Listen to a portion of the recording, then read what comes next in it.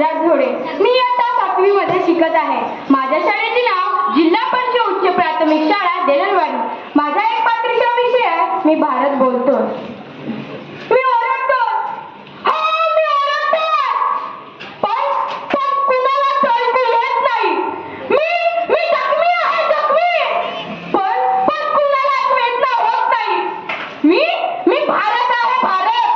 हा तोच भारत जो बलिदानावर उभा आहे. इथे चाललेला रक्ताचा कण आणि कण मला मागलेला आहे. इथे गरजणारा वंदे मातरम चालणारा, जय जवान जय किसान चालणारा आजही घुमतो माझ्या श्वासात आणि माझ्या हृदयात. आणि तुम मुझे दूंगा, मैं तुम्हें आजादी दूंगा, हे सुद्धा माझ्या डोळ्याच्या पापणीत धगधगतंय. हो, तोच मी भारत बोलतोय. हो, तोच मी भारत बोलतोय. माझ्या स्वातंत्र्याची किंमत तुमच्या एका दिवसाच्या कमाईपेक्षा कधीच कमी नव्हती आणि नव्हतीच कमी. दगडाला भिडलेल्या या तुमच्या महालांपेक्षा, तुमच्या इमारतींपेक्षा, निवडणुकीत पैसा उधळून निवडून येणाऱ्या लंपटापेक्षा माझ्या स्वातंत्र्याची किंमत कधीच कमी नव्हती, कधीच कमी नव्हती. तरीही लोक मला विचारतात, देशासाठी काय केलं? मी म्हणतोय, माझ्या छातीत गोळी दिलेली रे, माझ्या छातीत गोळी दिलेली. भगतसिंग, राजगुरू, सुखदेव हे फक्त धडे नाही, तर ते रक्त आहे, रक्त. हो, लाल अबुंद रक्त, की जे स्वातंत्र्याच्या महासागरीची दरकारी फोडून माझ्या नसात नसात वाहत आहे. परंतु आज तुम्ही काय करता? देश विकायला काढले रे, देश विकायला काढलं.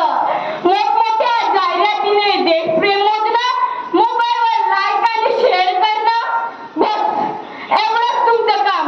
इकडे शत्रू कोणी धाडतं, लेकीवर बलात्कार होतं आणि तुम्ही व्हिडिओ काढता. तुम्ही अरे तुमच्या जिंदगानीवर, तुमच्या जीवनावर. अरे आईचा मुलगा सीमेवर जातो, तो परत येतो, तो फक्त तिरंग्यात गुंडाळून आणि आपण म्हणतो भाव पूर्ण श्रद्धांजली.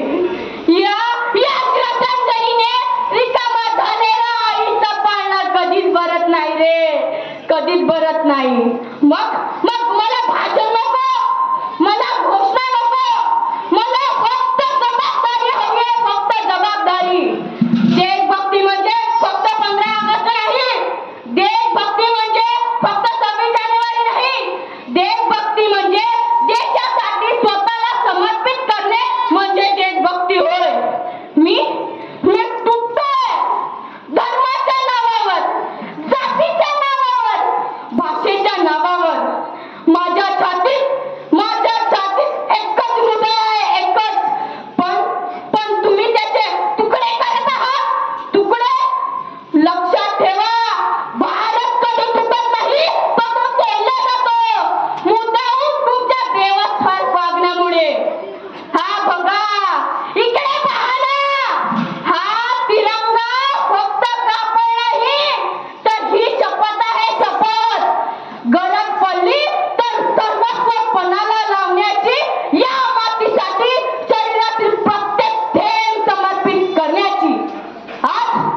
आज मी शेवटचं विचारतो, तुम्ही सुरक्षित आहात कारण सैनिक आहेत म्हणून, पण सैनिक सुरक्षित आहेत का?